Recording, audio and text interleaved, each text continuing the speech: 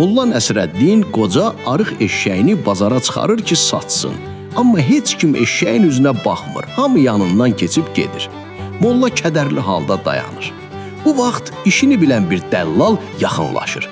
Ay molla, ver yüyəri mənə, gör necə satıram. Dəllal eşşəyin tozunu çırpır, quyruğunu qaldırır və başlayır var gücü ilə qışqırmağa. Ay camaat, gəlin baxın, bu gördüyünüz adi eşşək deyil, bir möcüzədir.